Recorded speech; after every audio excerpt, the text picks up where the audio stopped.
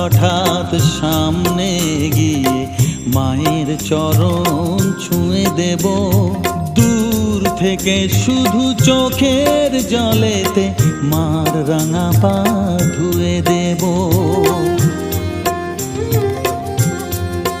শুধু আরতি যখন করবে মার পূজা দীপ তুলে ধরবে।